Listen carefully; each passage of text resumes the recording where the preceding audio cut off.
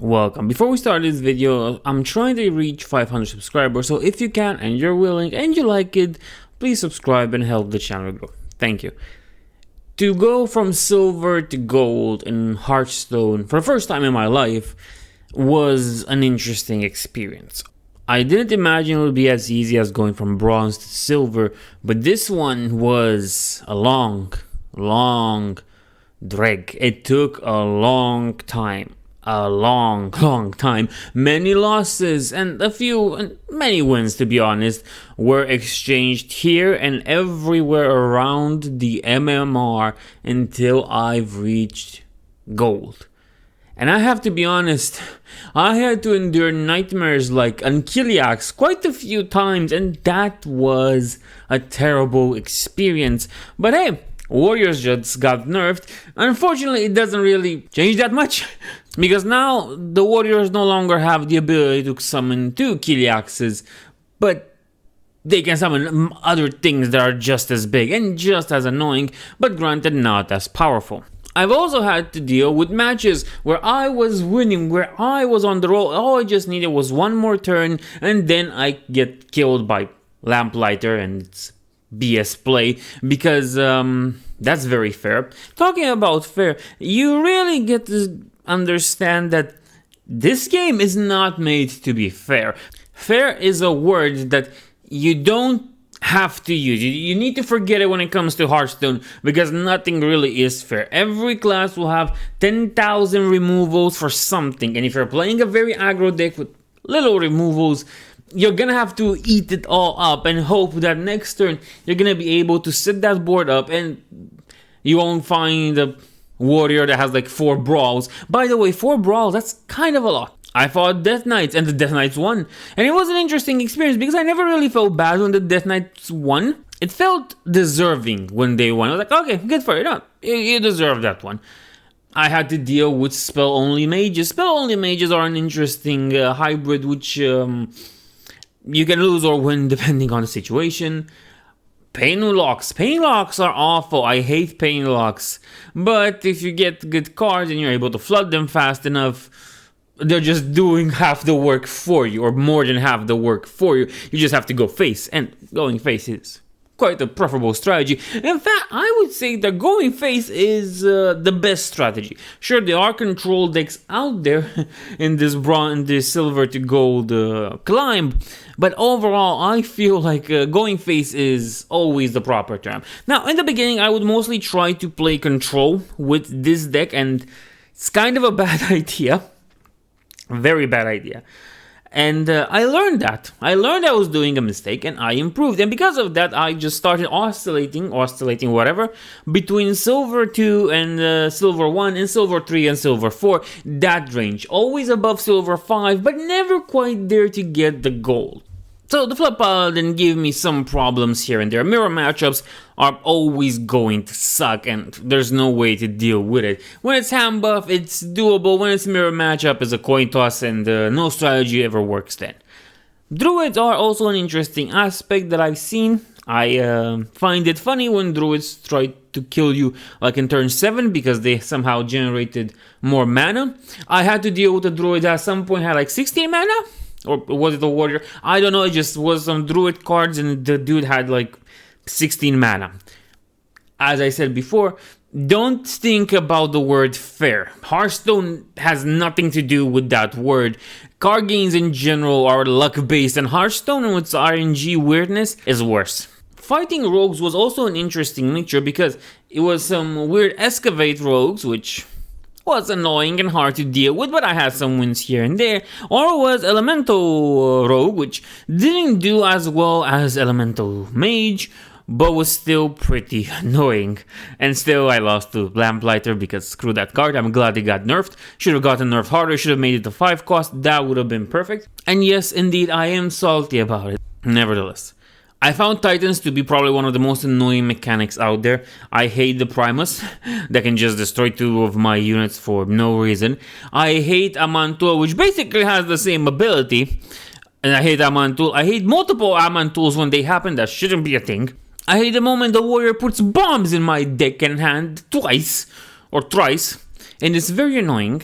I hate defeating pirate demon hunters who are trying their best to rank up, but unfortunately, they lose. I'm sorry, dude. I'm sorry. I really am.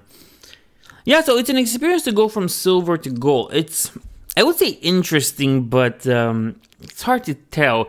You, at some point, you're gonna lose so much, and you're gonna go between ranks that you're not gonna care enough. You're not gonna care that much about, but you're still gonna do it, and it's nice to do it because you get some nice experience out of it. And overall, you will probably reach gold. In my experience, you will reach gold eventually. All you have to do is continue grinding, and that's the interesting part. It's a grind. Overall, it's a pure grind. You're just going to grind it out until you get to gold from silver. And I think this is what the experience will be until I get to legend. So that's going to be an interesting thing. Nevertheless, I'm gonna pull through. Probably like I did right now with silver. But it's so interesting how many decks are out there. And it's all net decking. And I'm partially to blame for this as well. Because at the end of the day, if you really want to pull something out that's, I guess, good and lives long enough, and it's a meta deck, you're gonna have to net deck, because hey, it's a meta deck, it's the net deck, that's what that's good for. And you know, kind of makes sense. I mean, it would be weird to try to combine Flood Paladin and Hand Buff Paladin.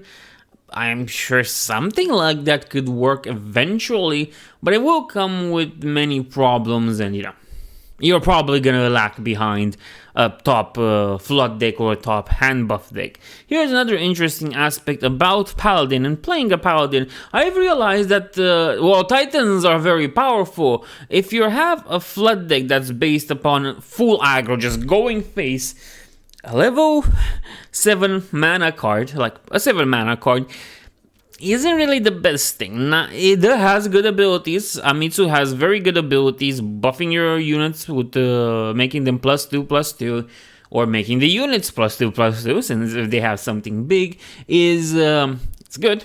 It's amazing. But since the point is to go face, I find that the toy captain and the little minion he spawns are a little bit better. You buff one unit, you make it a 3/7, presumably the toy captain doesn't have any buffs, and then you use his mini-me and turn a big threat into a 1/1, something you can deal with a hammer. And I think that's way better. I've replaced Amitsu at some point. I had like only one flash sale to put Leroy Jenkins in, and that's a really good game changer, especially if you have Crusader's Auras out. You can just summon Leroy and just go for like 8 damage. That's pretty good, especially if it's late in the game. So that's always an interesting aspect. I've then learned that Amitsu comes way too late. The Sea Giant, I don't really get to use it that much in my Flood deck, and I'm thinking about replacing it with something else that would benefit a lower mana curve overall. But, you know, still the Sea Giants are still pretty good. And then I replaced the Amitsu and put back a flash sale because, you know what, getting an Annoyotron is always good. I'm a fan of Annoyotron. I like that card. I like that unit. Whenever I play Battlegrounds, I try to get Annoyotron as much as possible. It's also a +1/+2 to every other minion on the board, which makes them more sticky than just the Retribution Aura. Now, if you can manage to combine a bunch of minions with the Retribution Aura and Flash Sale, that's pretty good. That's very good in my opinion. So yes, I'm thinking about changing the Sea Giants to something more mana curve friendly. The nerfs to Kiliax, especially the Tikin module, are interesting. Kiliax, or Ziliax, whatever. Ziliax isn't a card that lasts that long in my experience. Whoever puts it down is always going to be a target, if it's not the unkillable one that warriors use. So whenever there's a Ziliax, it's always the main target. It's always going to be targeted first by abilities, by spells, by removal. That's the main target that people will have, and that's the main target you will also have, because you know how strong it can be. The buff, or the nerf to the ticking module, is an interesting one, because now it only reduces its cost in mana thanks to the friendly minions you have, and that makes it a little bit harder to play. It's still good overall, and I think it will still see play a little while until something better comes along, but that's just me. So yeah, Probably thinking of replacing a sea giant with something else that's more lower on the mana curve, but we'll see. And overall, this is reaching gold from silver. An interesting experience, and one that probably left me with more gray hairs than I really wanted to. Nevertheless, I hope you enjoyed this, and again remember to like, comment, and subscribe because it helps the channel grow. I'll see you in the next one.